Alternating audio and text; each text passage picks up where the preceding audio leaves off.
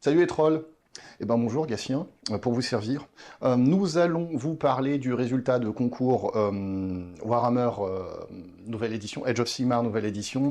La boîte de Scaventine est sortie il y a quelques temps maintenant. Vous avez été nombreux à participer, vous avez bien bossé, c'était compliqué pour vous noter.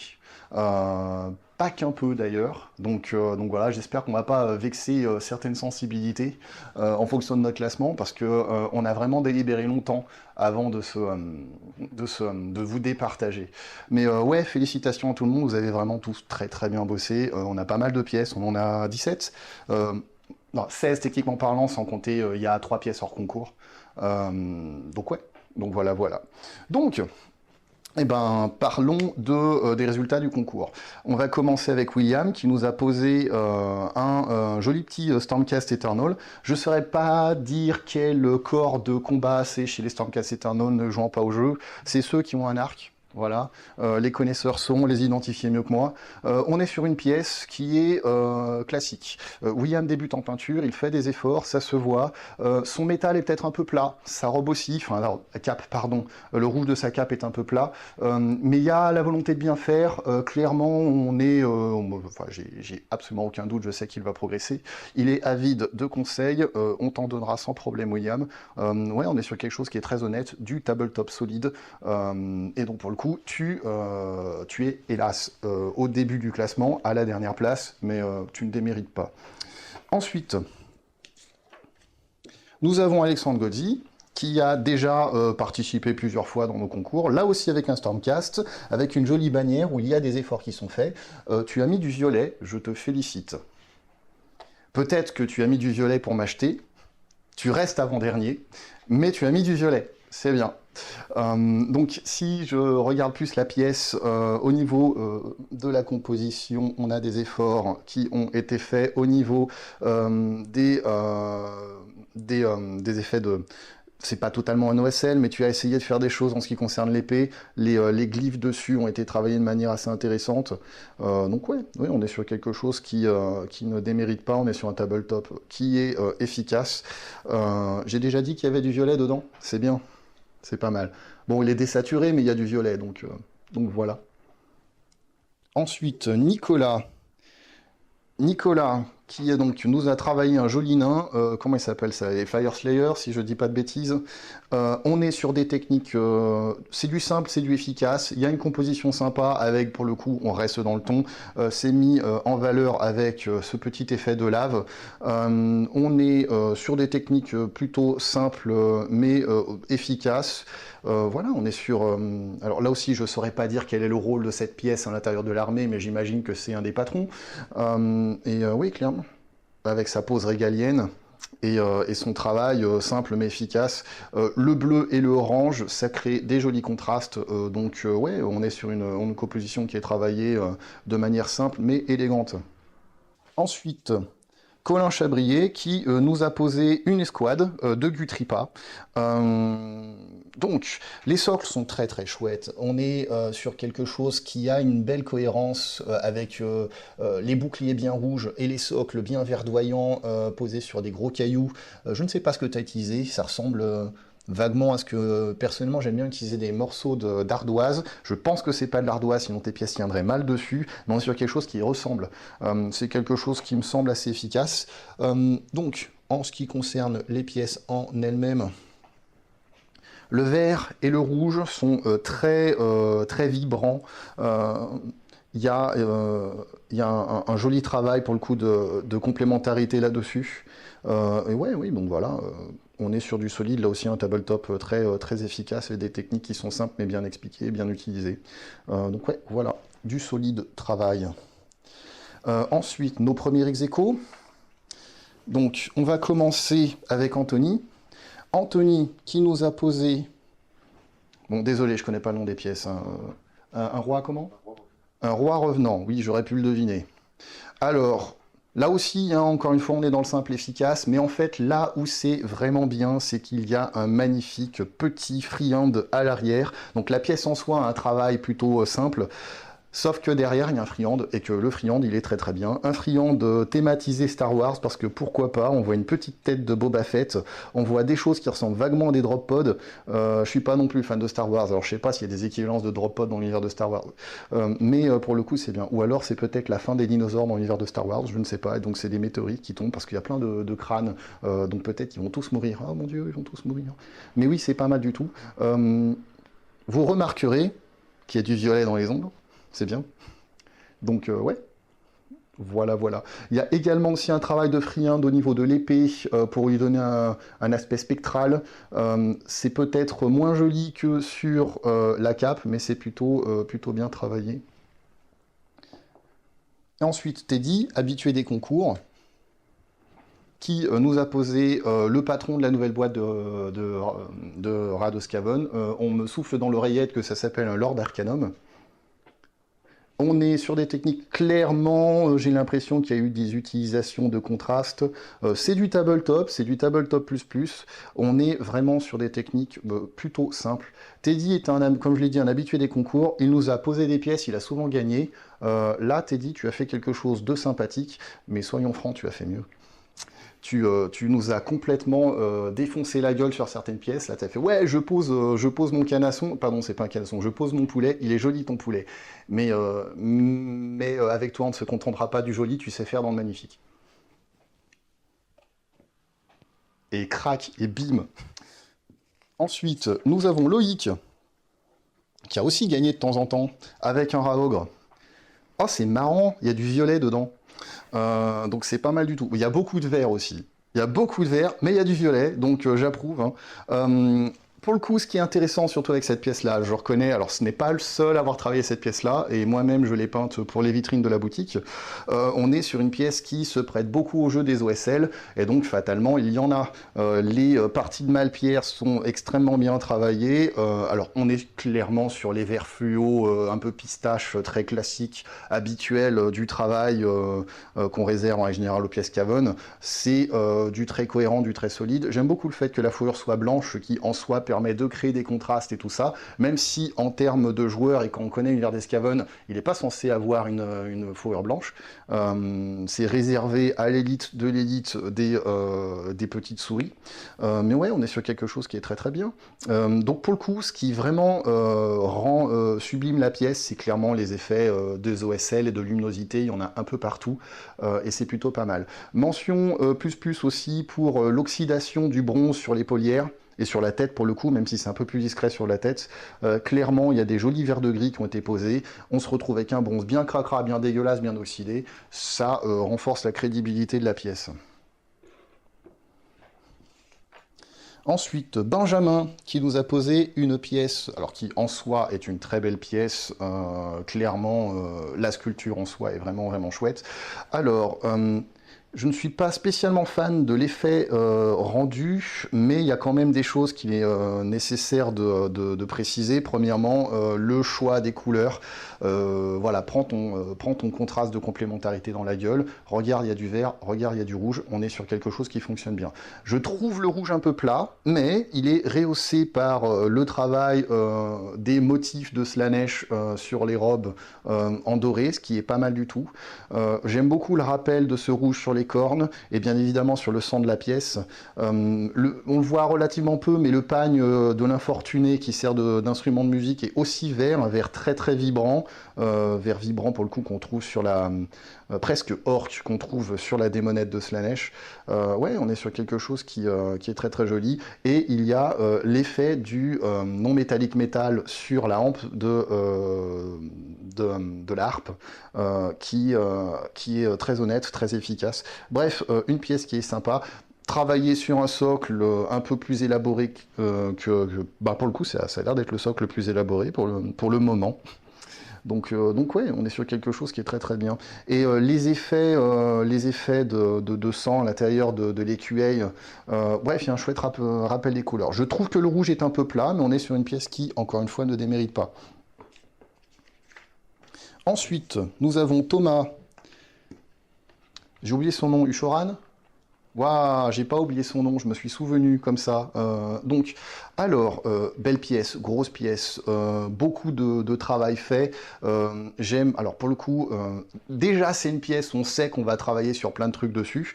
Clairement, il y a eu des utilisations, on va dire, de techniques un peu rapides, comme le contraste au niveau de la fourrure. Mais il y a des zones qui ont été travaillées avec quelque chose qui demande de la précision, les fameux damiers. Le fait qu'il se soit permis de mettre des damiers qui, en plus, sur des couleurs qui dénotent bien avec le reste de la pièce, qui est en réalité très rouge, très chaude, et paf, regardez, il y a des damiers bleus et blancs, donc un effet de fraîcheur sur la pièce, c'est plutôt pas mal du tout.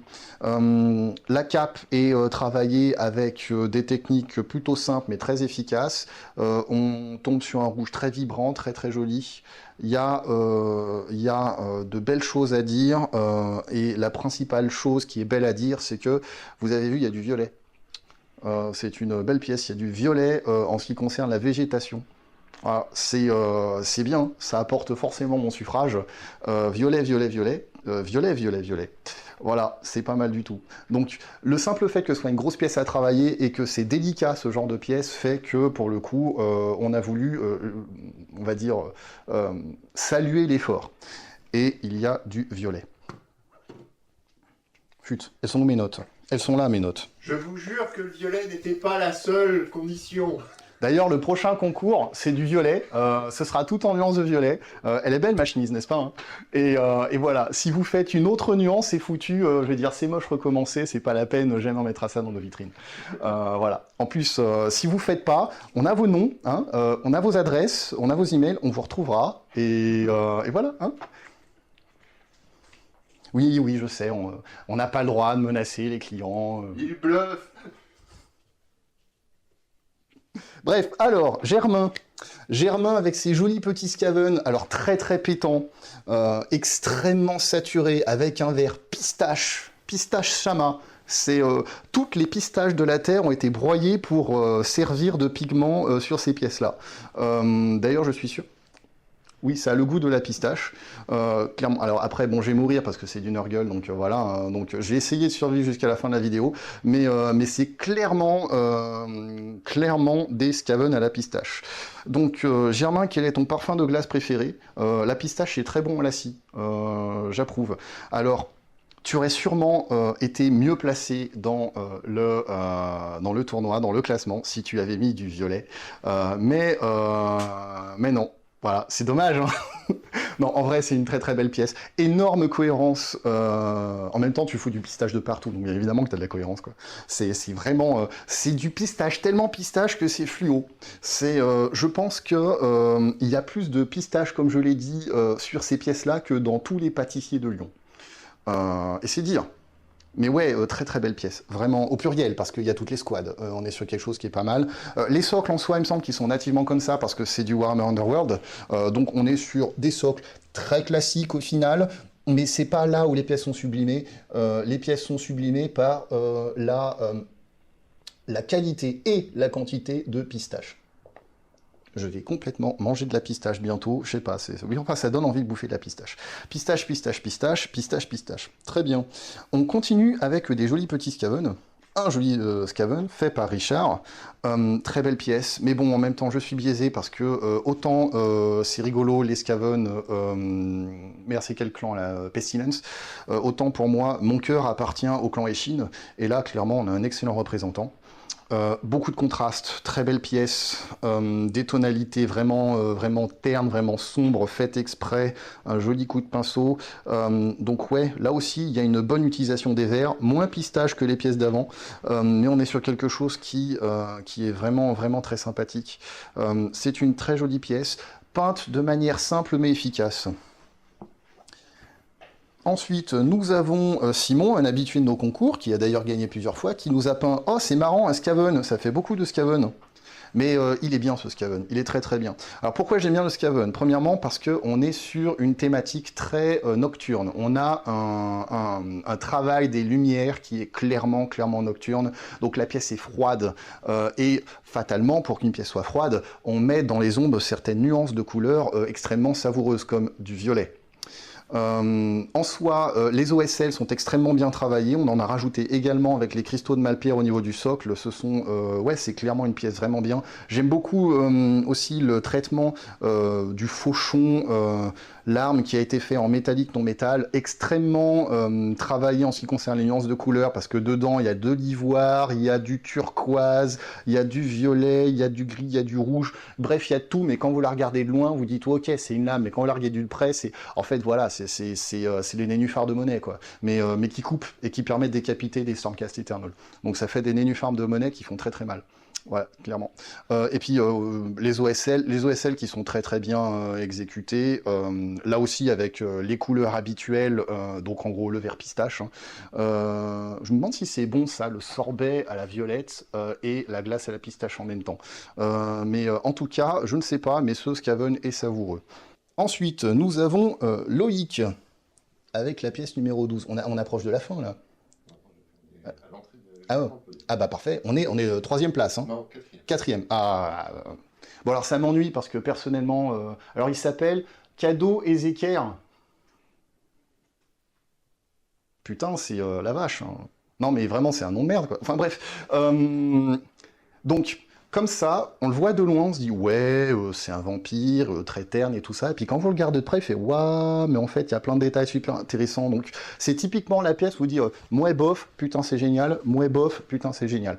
Donc désolé, j'ai juré, mais je jure beaucoup depuis le début de cette vidéo, je crois. Donc la texture sur la cape, extrêmement bien travaillée, le socle avec quelques petits détails bien sympathiques, la fiole qui pour le coup crée un peu de variation du rouge bien vibrant, alors qu'on est sur une pièce vraiment extrêmement terne, et en réalité, lorsqu'on regarde le visage, on se rend compte qu'il y a un souci du détail assez excellent.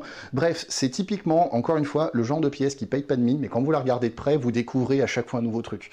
Donc oui, c'est moins coloré que les Skaven à la pistache. Et il n'y a pas de violet, malgré tout. On est sur quelque chose qui, au début, dans les vitrines, on le regarde pas, on s'en rend pas compte. Et puis, quand vous vous rendez compte qu'il existe, ouais, vous êtes surpris parce que vous dites, ah ouais, mais en fait, il est super bien peint, quoi. Donc ouais, mention très bien sur les textures et la fiole. Donc ouais, c'est du discret, mais c'est du discret qui tape. C'est un peu à l'image. Je sais pas s'il est furtif ce gars, hein, mais voilà quoi. C'est clairement la pièce qui vous assassine par derrière. C'est un vampire, ouais, mais attends, t'as des vampires qui sont un peu. Je sais pas, pour ceux qui connaissent le jeu de rôle, pour moi, un gangrel, c'est pas très furtif. Hein, alors qu'un Lasombra, ça peut l'être. Ou un Malkavien, ça peut l'être. Ou je parle même pas des Nosferatu. Donc voilà. Romain maintenant. Alors, ça s'appelle un prosécutor. Alors moi j'appelle ça un Space Marine, mais on va appeler ça un prosécutor. Ok, très bien. Alors, plusieurs choses à dire sur la pièce. OSL, MNM.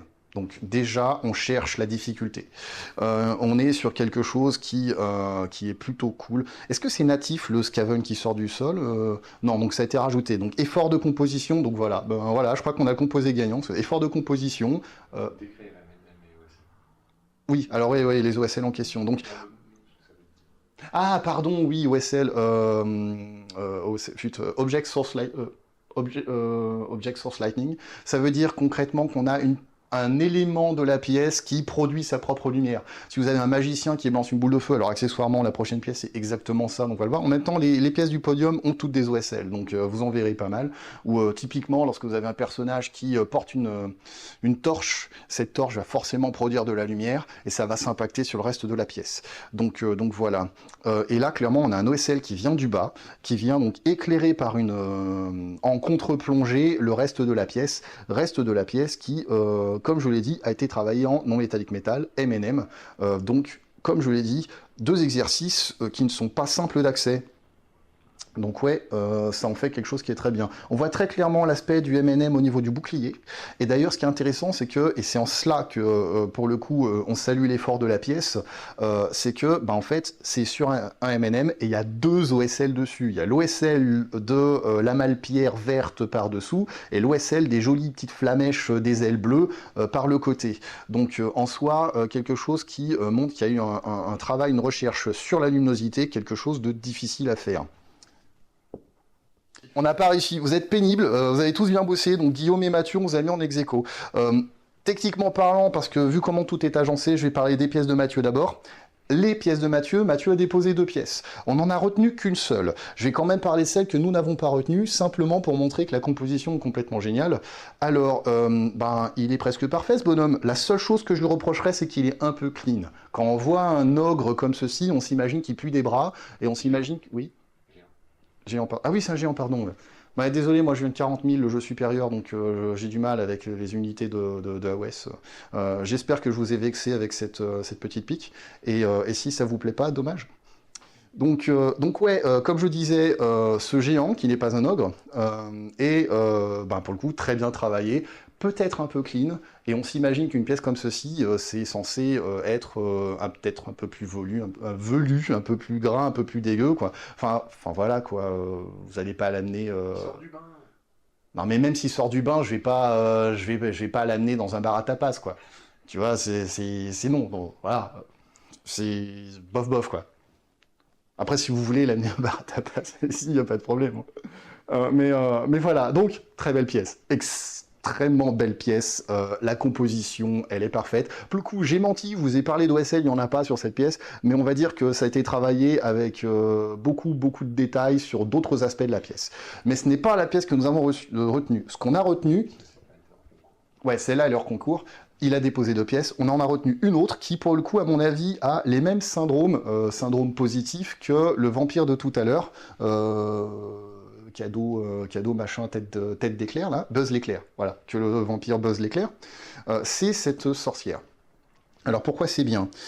Déjà, travail au niveau de l'ambiance froide avec les petits stalactites. Donc déjà, il y a eu un travail ici qui a été fait qui n'est pas forcément la chose la plus facile à faire. Il y a un OSL très discret au niveau de la main qui est plutôt bien réussi. Toutes les techniques qui sont faites sont, cela dit, très classiques. Son soutien-gorge et sa ceinture, on est en non métallique métal. Non métallique métal qu'on voit au niveau aussi de son bâton de magie. La cape travaillée avec des jolis rouges très sympas, et c'est piégeux le rouge parce que c'est facile de l'éclaircir en rose ou en orange. Là non, on a un très joli rouge.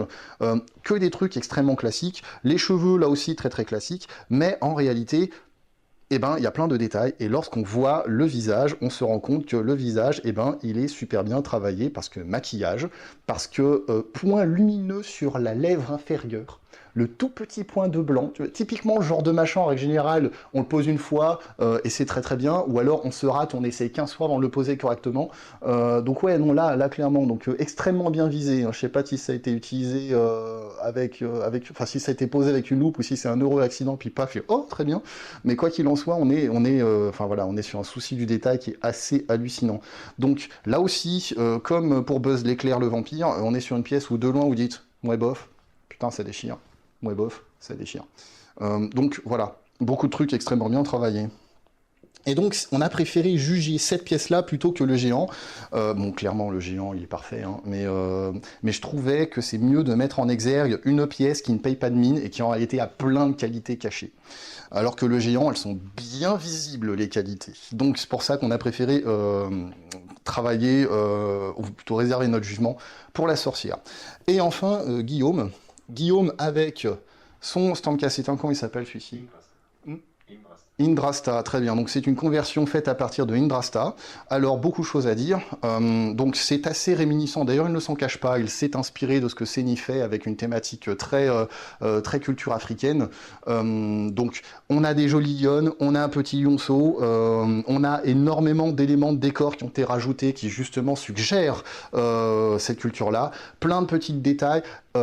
Derrière, de partout, en fait, il faut, pour ceux qui ne connaissent pas le travail de Guillaume, Paritasi sur Internet, c'est un habitué des socles extrêmement élaborés qui va donc rajouter plein de choses. Donc, en règle générale, il fait pas des figurines, il fait des pièces montées sous forme de figurines. Donc, il y a énormément de choses. Et Guillaume est un habitué des techniques plutôt traditionnelles, classiques. Il ne travaille pas à l'aérographe, il fait tout au pinceau. Et son travail en OSL est d'autant plus intéressant qu'il a tout fait en brossage à sec au pinceau. Donc une technique qui demande un regard particulier et qui normalement est easy mode avec un aérographe. comme il n'a pas d'aérographe, il le fait à l'ancienne avec les méthodes un peu plus compliquées. En plus, de son propre aveu, le jaune en question qu'il a utilisé est un jaune d'une gamme de peinture que je ne vais pas nommer mais qu'il déteste, et malgré tout, il parvient à faire un effet plutôt efficace avec. Bien sûr, on a de la texture au niveau des plumes, ce qui est vraiment vraiment bien. Ouais, donc voilà quoi. Enfin, j'ai arrêté de dire du bien de Guillaume, parce que c'est pas dans ma religion de dire du bien de Guillaume. Je le connais personnellement. Non, j'ai conne. Guillaume, ta pièce, elle est magnifique. T'es pénible, hein, faire des pièces magnifiques comme ça. Mais voilà, voilà. Et ouais, les petits détails sont vraiment cool. Le pot en terre derrière avec les motifs bleu turquoise, et les tout petits cactus à l'intérieur, c'est typiquement le genre de petit souci de détail que on voit pas tout de suite, surtout pas dans notre vitrine parce qu'on verra surtout le face. Mais quand vous la retournez, oh tiens, c'est marrant, il y a ce genre de truc là. Et on est sur un travail très contrasté en ce qui concerne l'armure en elle-même, déjà avec l'OSL, mais également le choix des couleurs, les côtes de mailles qui sont cuivre associées à une armure bleue, des turquoises, des verts, et pour le coup des tonalités qui sont très froides, presque maritimes d'une certaine manière. Ouais, donc très très belle pièce, et donc qu'on a mis ex aequo avec la sorcière, pour des raisons totalement différentes, parce que là c'est coucou, c'est vidant, c'est je sais pas, vous voyez tous les trucs qui sont bien, là faut faire des recherches, et bon après voilà quoi. C'est pas du tout le même genre de travail, et donc pour le coup ça nous semble intéressant de saluer deux types de travail différents mais qui clairement ne déméritent pas. Et enfin nous avons des pièces hors concours. Alors nous avons déjà parlé de la pièce hors concours du géant qui est complètement fabuleuse, et nous avons les pièces hors concours de Kevin. Alors c'est trop bien parce que là je vais pouvoir dire du mal de sa peinture, c'est vraiment cool, je suis ravi. En plus il est derrière, là c'est lui mon caméraman, donc il peut rien faire, il peut rien me jeter au visage parce que je vais dire de la merde sur ces pièces. Là, il me fait des doigts. Là, il essaye de me jeter des trucs. Mais bon, alors, c'est moche, recommence, Kevin. Non, parce que sans déconner, là, vraiment, tu croyais vraiment que c'était un bon choix, l'orange. C'est moche? Non, non, pour de vrai.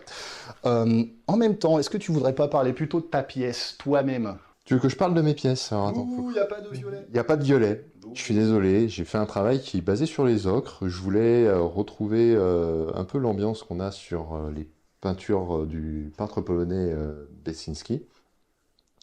Et du coup, je suis allé chercher quelques techniques alors à la fois assez simples ou en utilisant beaucoup de rouille et de gammes alternatives qui servent à faire normalement des effets. Et là, je m'en suis servi directement de peinture pour aller chercher les couleurs qu'il me fallait.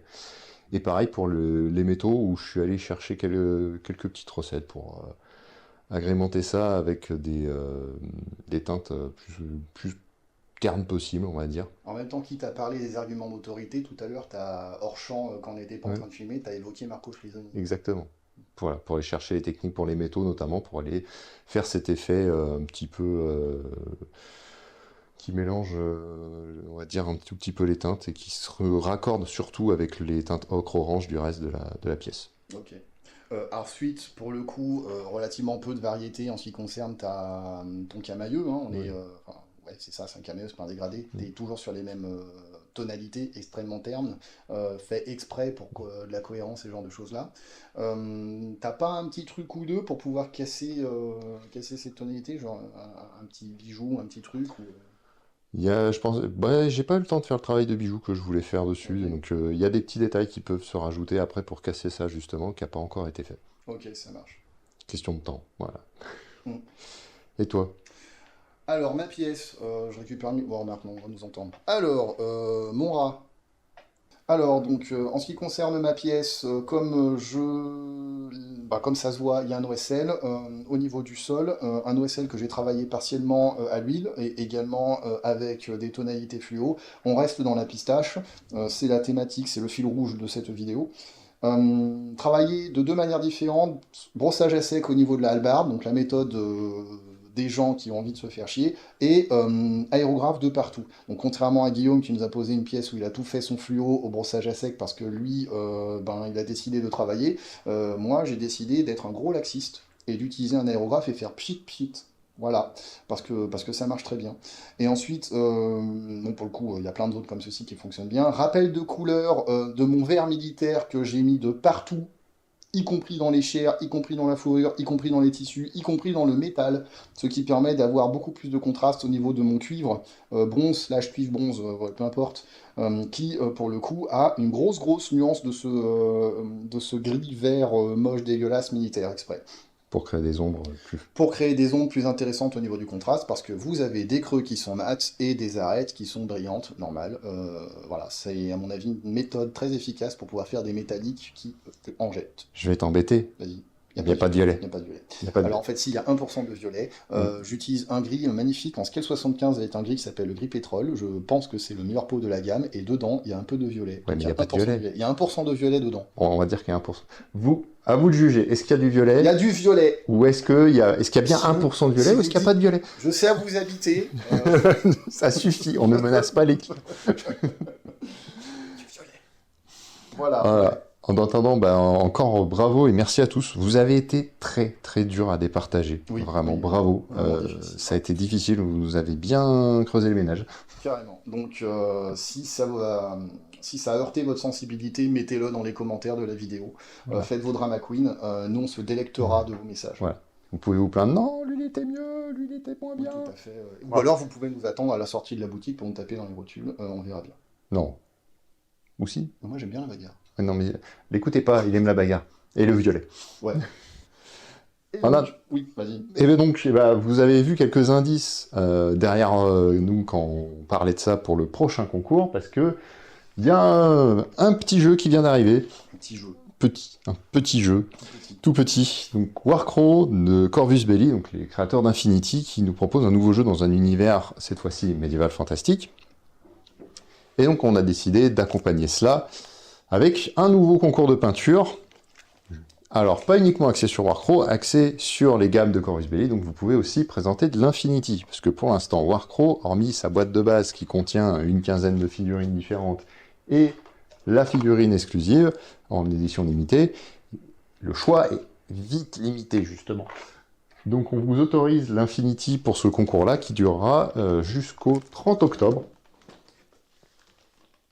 pour venir nous poser, donc comme à chaque fois, une pièce, une équipe, une composition, un diorama. C'est très libre au niveau des compositions que vous pouvez faire. La thématique de base, c'est Corvus Belli. Voilà. Si vous peignez de la lèvre, il y a du violet. Il y a du violet. En attendant, à plus les trolls. À plus, les trolls.